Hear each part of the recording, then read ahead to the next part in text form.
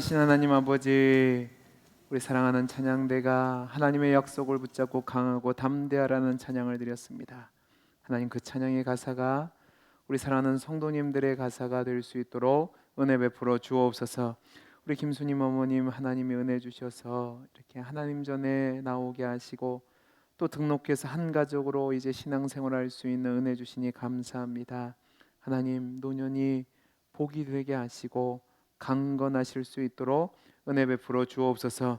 또 우리 사랑하는 집사님들을 통해서 귀한 사랑의 손길을 대접받습니다. 하나님, 대접한 손길 위에 복을 더하여 주셔서 늘 나누는 삶이 될 수 있도록 함께하여 주옵소서.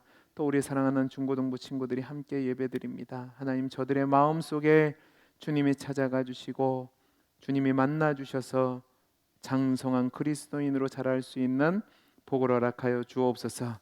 말씀 가운데 함께하여 주시기를 소원하며 사랑 많으신 예수님 이름으로 기도하옵나이다. 아멘. 우리 옆에 있는 분과 인사하겠습니다. 반갑습니다. 반갑습니다.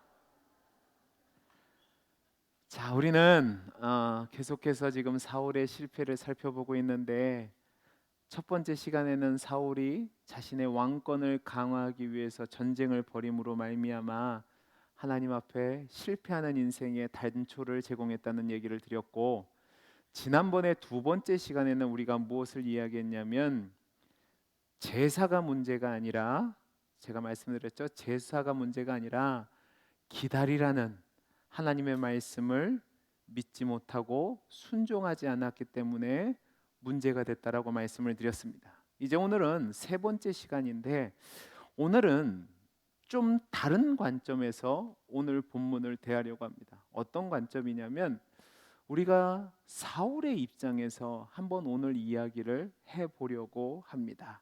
지금 블레셋과 이스라엘은 전쟁을 벌이고 있습니다.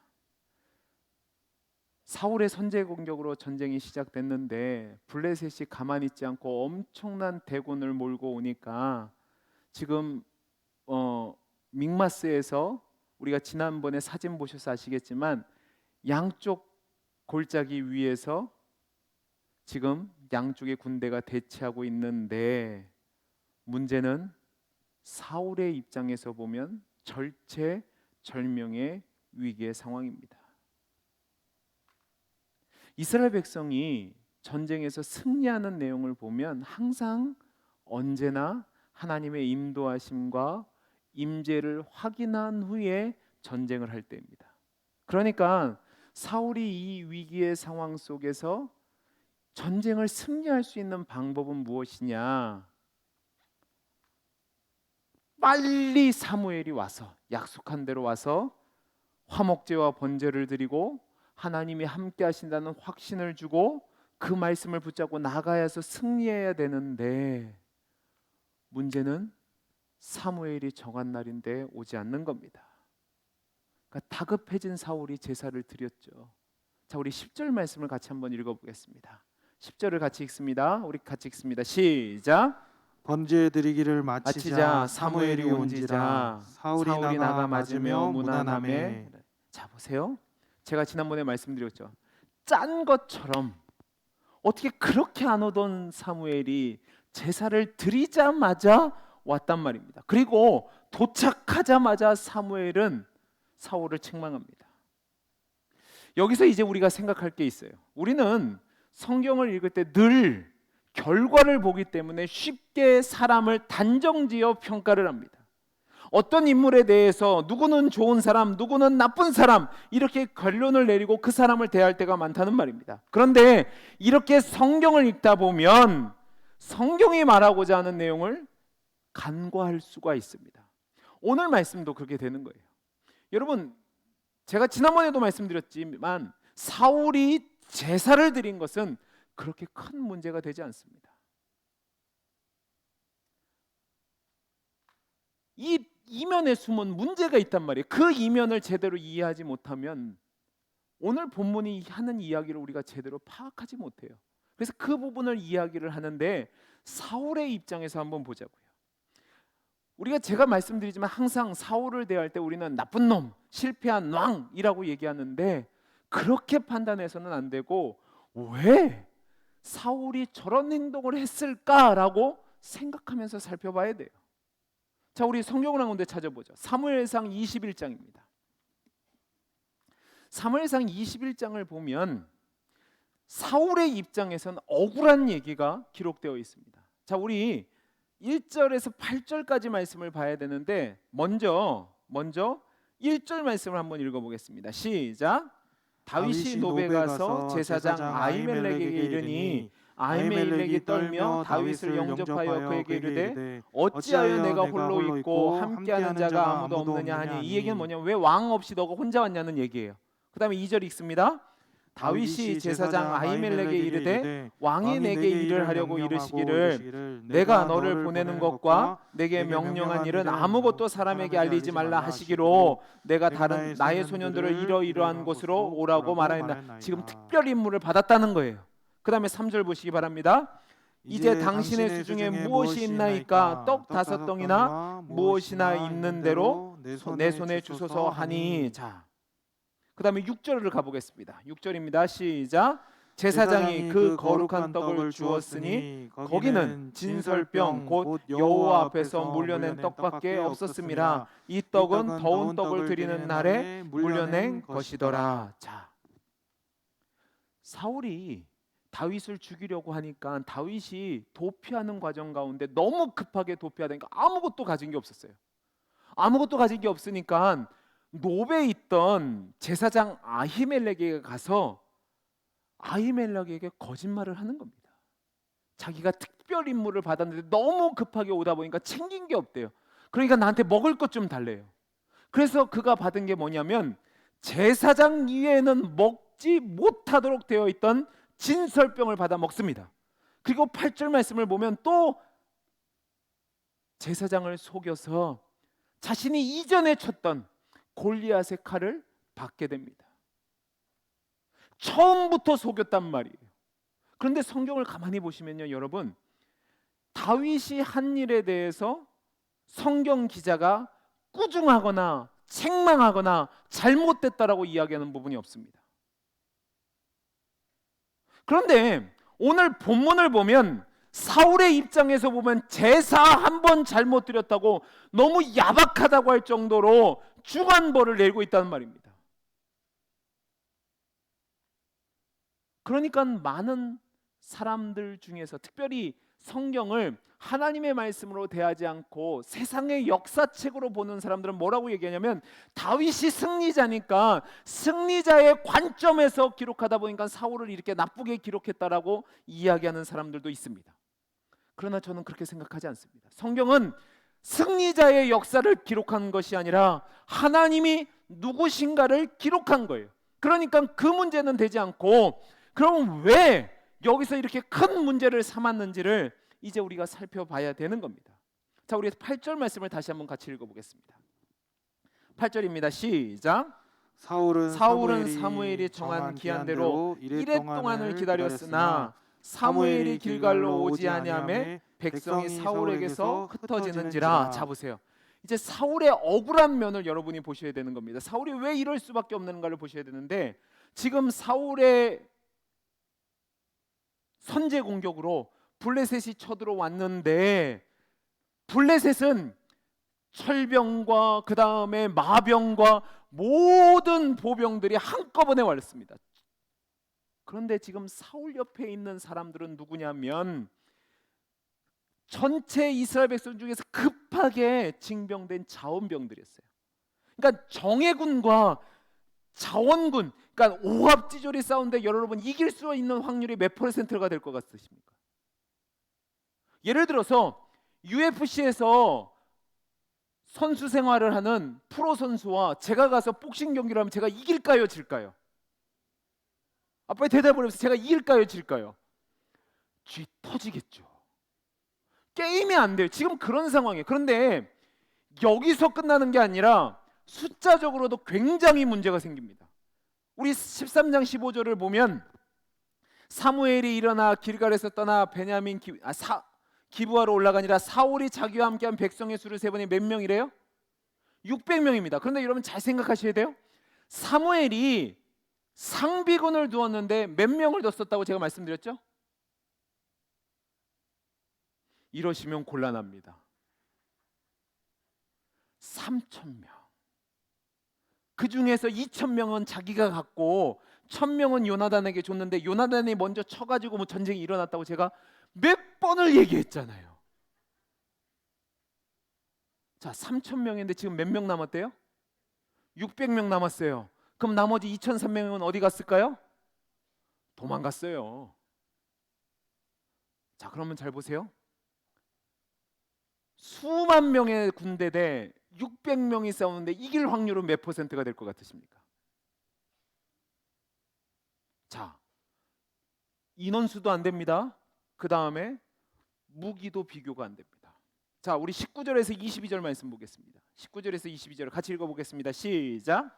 그때 이스라엘 온 땅에 철공이 없었으니 이는 블레셋 사람들이 말하기를 히브리 사람이 칼이나 창을 만들까 두렵다 하였음이라. 온 이스라엘 사람들이 각기 보습이나 삽이나 도끼나 괭이를 벼리려면 블레셋 사람들에게로 내려갔었는데 곧 그들이 괭이나 삽이나 쇠스랑이나 도끼나 쇠치질이 무딜 때에 그리하였으므로 싸우는 날에 사울과 요나단과 함께한 백성의 손에는 칼이나 창이 없고 오직 사울과 그의 아들 요나단에게만 있었더라. 자, 보세요. 수적으로도 불리했는데 두 군대가 가지고 있는 무기를 비교해 봐도 상대가 안 되는 겁니다. 블레셋은 지금 최정예 부대에 최신의 무기를 가지고 있습니다.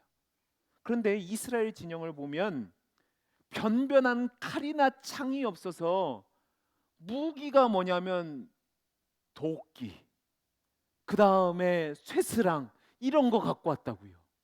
오직 칼은 누구만 있어요? 사울과 요나단밖에 없어요. 그런데요, 이렇게 해서 싸워도 문제가 되는데 블레셋은 전략도 뛰어났습니다. 자, 우리 17절 18절 보겠습니다. 17절 18절입니다. 시작. 노략군들이 세대로 블레셋 사람들의 진영에서 나와서 한 대는 오브라기를 따라서 수알 땅에 이르렀고 한 대는 베토론 길로 향하였고 한 대는 광야 쪽으로 스보임 골짜기가 내려다 보이는 지역길로 행하였더라. 자, 보세요. 이 노략군들은 특공대예요. 특공대가 세 진영으로 나눠서 급습을 하는데 어떻게 했냐면 목을 치는 겁니다. 지금 이스라엘 군대를 가둬두는 거예요. 북쪽에 있는 이스라엘 지파 사람들이 내려오지 못하도록 거기 길목을 차단하고 한 구석으로 몰고 세 군데에서 지금 우리 토끼몰이 하고 있는 겁니다. 이제 뭐가 된 거예요? 도가 내든 쥐가 되는 겁니다. 자, 그러면 여러분, 이런 상황 속에서 사울이 블레셋과 전쟁을 벌이면 결과가 어떻게 될까요? 대답을 해보세요. 제가 지금 상황을 말씀드렸잖아요. 이길 확률이 몇 퍼센트가 될 것 같으십니까? 0%입니다. 사울의 입장에서 유일한 하나의 방법인데 그것은 무엇이냐면 이스라엘 역사 가운데 나온 것처럼 하나님이 함께 하셔야지만 되는 거예요. 하나님이 도우시지 않으면 게임이 안 된단 말입니다. 그리고 사울은 지난번에 그가 왕으로서 세워졌지만 인정받지 못할 때 암몬과의 전쟁에서 하나님이 함께 하심으로 대승한 경험이 있습니다. 하나님이 임재하시는 그 상징적인 의미인 제사를 드리고 선지자 사무엘이 말 한마디만 하면 그나마 이제 가능성이 보이니까 사울은 이것을 할 수밖에 없는 거예요. 문제는 사무엘이 오지 않는 겁니다. 연통을 보냈고 분명히 7일 뒤에 온다고 했는데 정한 시간에 오지 않고 있어요. 시간이 흐를수록 전쟁의 상황은 불리해지고 있는데 얼마나 심각한 갈등을 했겠습니까? 여러분이 만약에 사울이라면 여러분은 어떤 결정을 내리시겠습니까? 그냥 가만히 계시겠습니까? 사울은 이스라엘의 왕입니다. 왕으로서의 뭐를 보여줘야 되지 않을까요?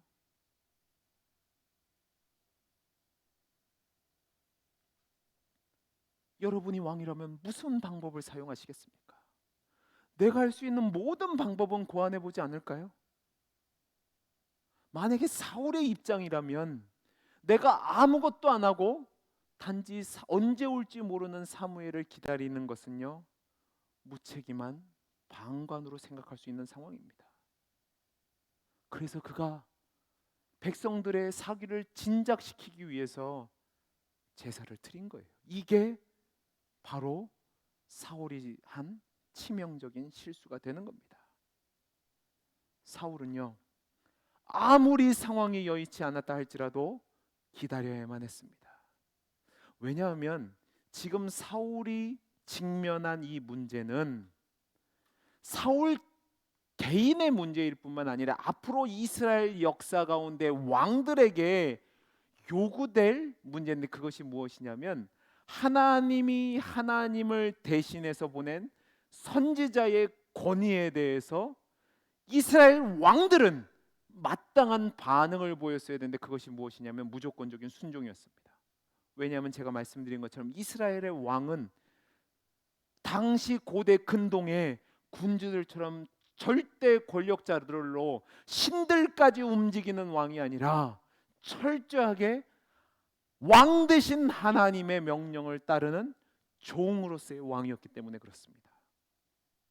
그런데 지금 사울은 하나님에 대한 신뢰와 선지자 사무엘에 대한 신뢰가 부족해서 자신이 처한 상황이 위급하다고, 어렵다고, 아무것도 안 하면 안 되는 상황이라고 치부하고 하나님의 명령을 거역하고 사무엘이 드리기로 약속된 제사를 드렸기 때문에 문제가 생긴 거예요. 그리고 운명의 장난처럼 제사를 드리자마자 애타게 기다리던 사무엘이 도착을 합니다. 그래서 이 장면을 보고 제가 아까 얘기했던 성경을 하나님의 말씀으로 보지 않고 그냥 비평적으로 이야기하는 사람들은 뭐라고 얘기하냐면 사무엘이 먼저 와 있었다는 거예요. 와 있는데 사울이 말을 잘 듣나 안 듣나를 시험하기 위해서 숨어 있었다는 거예요. 숨어 있다가 사울이 그 일을 벌이자마자 함정에 빠뜨리게 하고 나서 그를 책망하기 위해서 짜잔 하고 나타났다는 거예요. 왜냐하면 타이밍이 너무나도 절묘해서 그래요. 근데 그렇게 보시면 안 된다고 제가 말씀을 드렸습니다.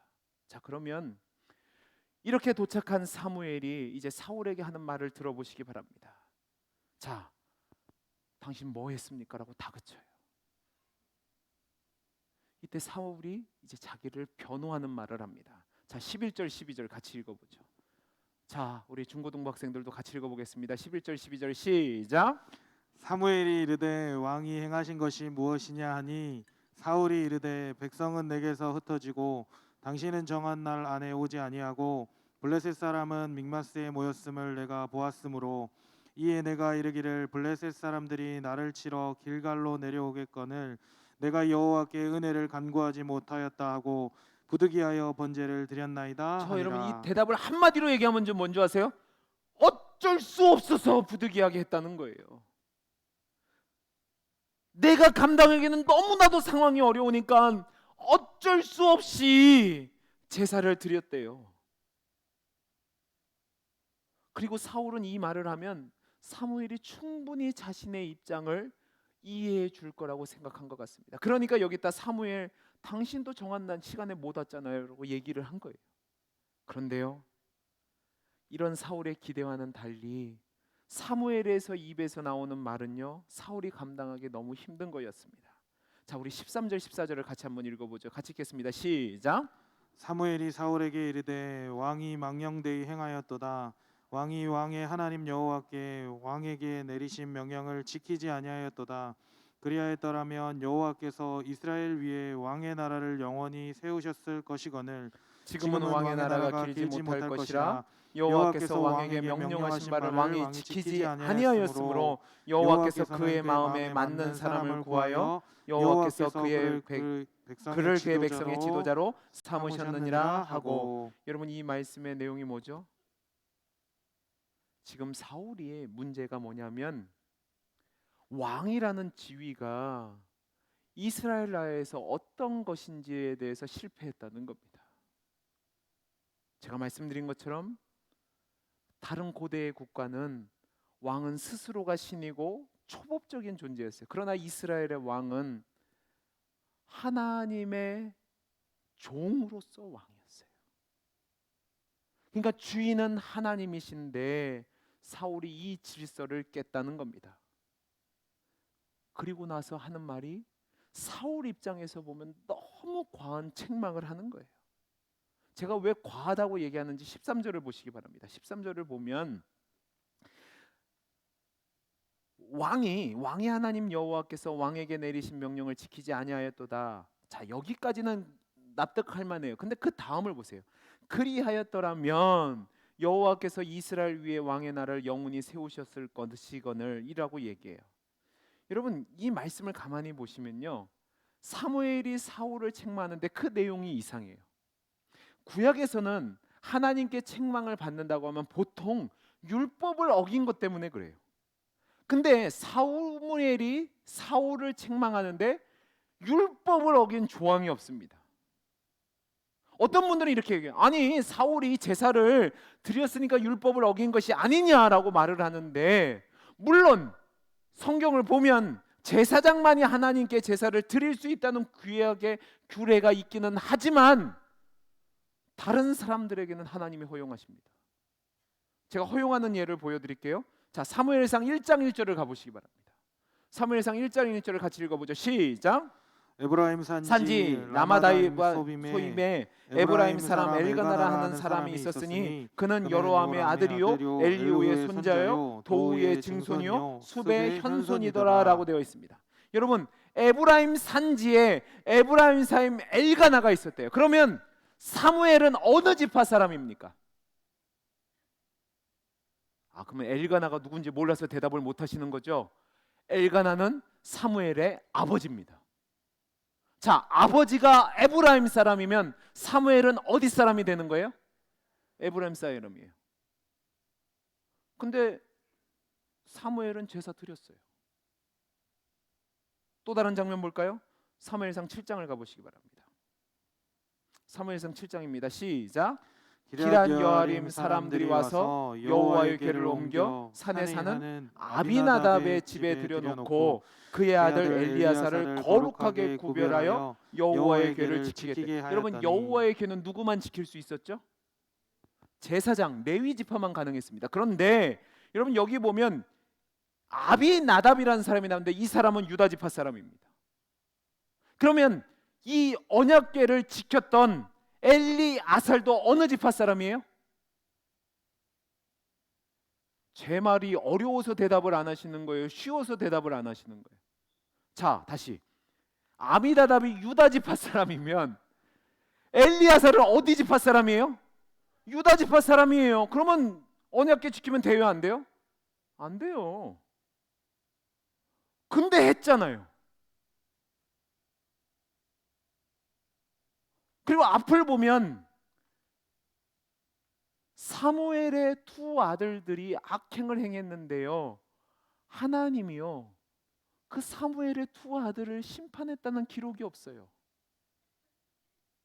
근데 왜 하나님은 다른 사람들한테는 이렇게 여유도 주고 예외도 주는데 사울에게만 이렇게 혹독한 처벌을 하시는 걸까요?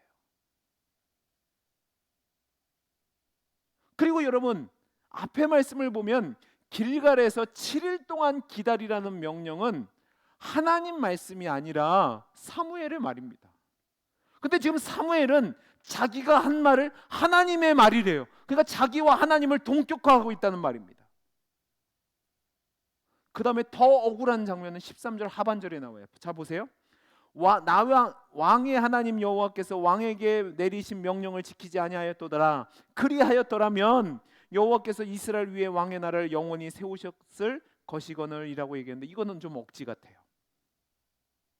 왜냐하면 성경을 앞에서 보셨잖아요. 근데 보셨을 때에 사무엘이 사울에게 너가 하나님 말씀을 잘 지키면 하나님이 영원한 왕위를 줄 것이라고 약속한 적이 한 번도 없어요. 예를 들면 이런 겁니다. 저희 집에 두 딸이 있습니다. 두 딸이 있는데 시험을 보고 성적표를 받아왔어요. 성적표를 받아왔는데 제가 예를 드는 거라고 했습니다. 우리 딸이 반에서 50명 중에서 49등을 해갖고 왔어요. 자, 49등을 해갖고 왔어요. 그런데 제가 걔한테 이러는 겁니다. 야, 내가 네가 이번에 20등 안에만 들면 내가 아이패드를 사주려고 했는데 왜 이 모양이냐고 하면 저희 딸이 저한테 뭐라고 할 것 같으십니까? 아버지, 제가 잘못했습니다. 그럴까요? 아닐걸요. 그 얘기를 왜 지금 하냐고. 내가 그 얘기를 알았으면 시험 성적이 달라졌을 것 같지 않냐고 얘기하지 않았을까요? 여러분, 그래요 안 그래요? 맞잖아요. 주려고 했으면 미리 얘기했어야죠. 성적표 받고 나서 야, 아까운데 그러면 되겠어요 안 되겠어요? 근데 지금 사울 입장이 그렇단 말이에요. 얘기도 안 했다가 실수하니까 바로 와서 야, 내가 네 말 들었으면 영원한 왕권을 줬을 텐데 지금 그러고 있어요. 천불나지 않을까요? 그 다음에 14절 말씀 보시기 바랍니다. 14절 읽어보죠. 시작. 지금은 왕의 나라가 길지 못할 것이라 여호와께서 왕에게 명령하신 바를 왕이 지키지 아니하였으므로 여호와께서 그의 마음에 맞는 사람을 구하여 여호와께서 그를 그의 백성의 지도자로 삼으셨으니라 하고. 여러분 이거 짜여진 각본 같지 않으십니까? 잘 보세요. 사무엘은 선지자입니다. 선지자는 자기의 말을 하는 것이 아니라 하나님이 주신 말을 해요. 그러면 사무엘의 행적을 보면 하나님의 말씀을 전할 때는요, 또 기적을 행할 때는 먼저 하나님께 기도했단 말이에요. 근데 여기 보면 지금 사울과 대화하는 과정 속에 있으니까 하나님 앞에 기도하는 순간이 있었을까요? 없었을까요? 없었어요. 그런데 바로 나오는 말이 뭐냐면 왕의 나라가 길지 않을 것이라 여호와께서 왕에게 명령하신 바를 왕이 지키지 않았으니까 여호와께서 그의 마음에 합한 사람을 세워서 왕으로 세울 겁니다라고 얘기해요. 이거는 이미 그가 길갈에 도착하기 전에 이 사실을 알았다는 얘기예요. 그러면 사울이 실패하기만은 기다렸다가 실패하자마자 짠 나타나서 다른 사람이 준비되었다라고 얘기하는 것처럼 보여요.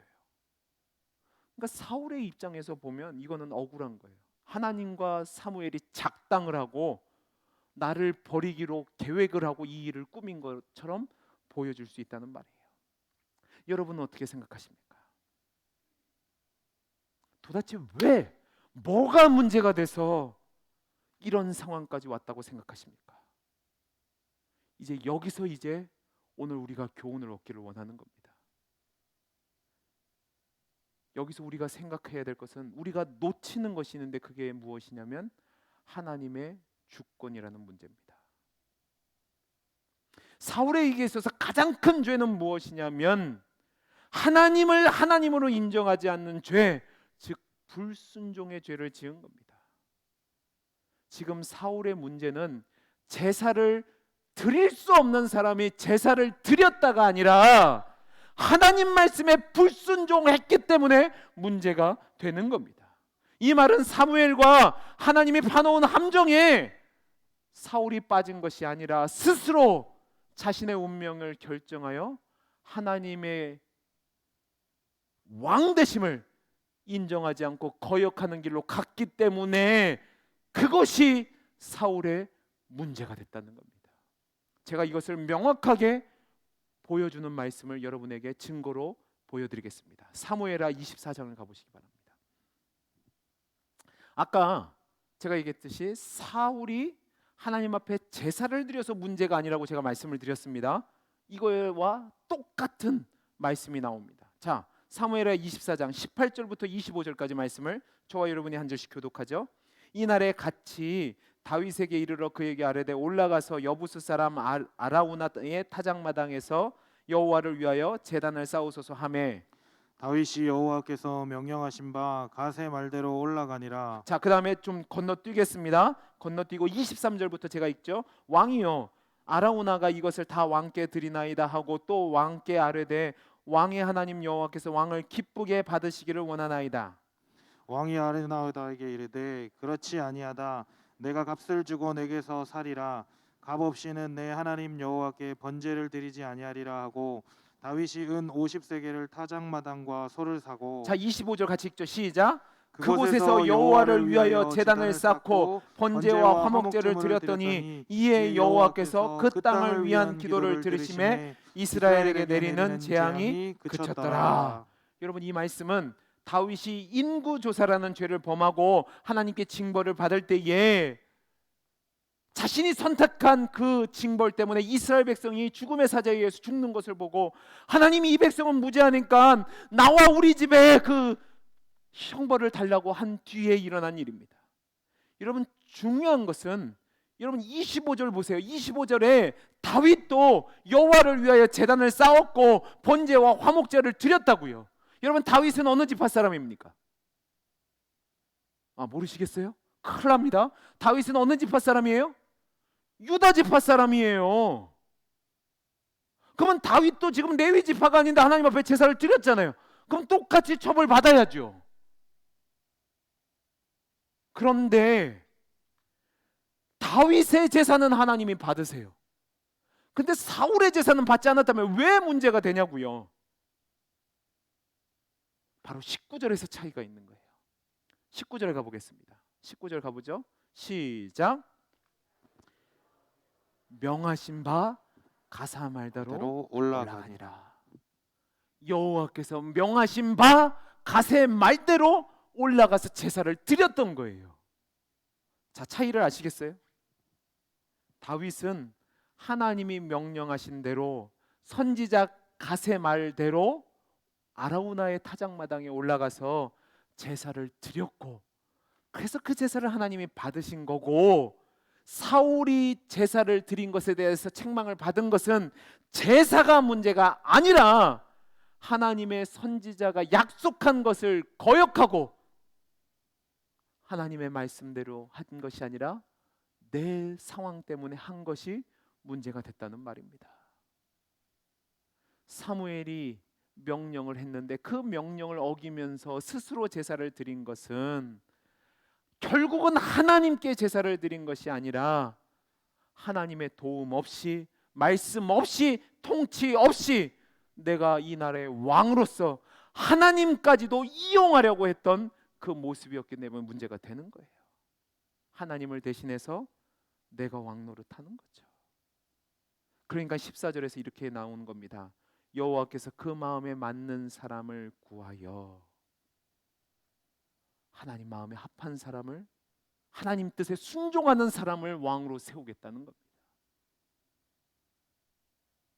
사랑하는 성도 여러분, 이제 이 말씀을 우리에게 적용해 보죠. 여러분은 어떤 삶을 살고 계십니까? 하나님이 우리를 불러서 성도로 세우셨습니다. 그러면 여러분은 성도로 살아가십니까? 아니면 여러분이 왕이 되어서 하나님을 조종하려고 하고 살고 계십니까? 여러분, 순종이 제사보다 낫습니다. 하나님 말씀에 순종하는 것이 하나님의 백성으로 사는 길이라고요. 핑계할 것이 없습니다. 여러분의 상황이 힘들다고, 어렵다고, 위급하다고, 지금 이렇게 안 하면 안 되겠다고 하나님의 뜻이 아니라 여러분 마음대로 하면 그것은 사울의 길로 가는 거란 말입니다. 자녀를 양육하실 때에, 사업의 문제를 하실 때에, 직장의 문제를 선택하실 때에, 또 다른 일들을 선택하실 때에 급하다고, 위급하다고, 어렵다고 사람의 길, 사람의 방법, 사람의 뜻이 아니라 하나님의 말씀에 순종해서 하나님 뜻대로 가야 된다고요. 우리 사랑하는 중고등부 친구 여러분들 잘 생각하기 바랍니다. 여러분이 시험을 치릅니다. 공부를 하나도 안 해갔어요. 그런데 앞에 있는 친구의 답이 보여요. 어떻게 해야 돼요? 하나님이 주신 은혜예요. 나에게 이런 은혜를 주셔서 안 된다고요. 여러분, 웃지 마십시오. 이 얘기가 여러분 삶에도 동일하게 적용되는 겁니다. 야이로 쓰시면 안 된다고요. 우리는 하나님의 백성입니다. 그러면 하나님의 뜻대로, 하나님 말씀대로 순종하는 것이 하나님 마음에 합한 자의 모습이라는 사실입니다. 사랑하는 성도 여러분, 여러분의 삶을 점검해 보시기 바랍니다. 사울처럼 변명할 거리가 우리에게 있을 겁니다. 나만 왜 그러세요? 억울하다고 생각하실 수 있는데 아니요. 하나님의 백성은 하나님 말씀에 순종하며 살아가는 겁니다. 그렇게 할 때 우리가 하나님의 하나님 되심을 인정하는 거예요. 어떤 하나님이요? 죽이기도 하시고 살리기도 하시고 스올에 내리기도 하시고 올리기도 하시는 하나님. 그래서 여러분들이 기억하셔야 됩니다. 하나님 없이 승리하는 것이 우리의 선택이 아니라 하나님과 함께 죽는 것이 우리가 선택할 길입니다. 그 사실을 기억하시고 하나님의 백성답게 하나님 마음에 합한 성도의 삶을 사는 저와 여러분이 되기를 간절히 소원합니다. 기도하겠습니다. 사랑이 많으신 하나님 아버지, 급하다고 어렵다고 힘들다고 고통스럽다고 방법이 없다고 세상으로 가는 것이 아니라 하나님 뜻에 순종하며 살아가는 우리 모든 성도님들의 삶이 되게 해 주옵소서. 은혜 주실 줄 믿고 감사하며 사랑 많으신 예수님 이름으로 기도하옵나이다. 아멘. 이 시간에 우리 중고등부 친구들이 나오셔서 특송하시면서 준비하신 예물을 하나님께 드리겠습니다.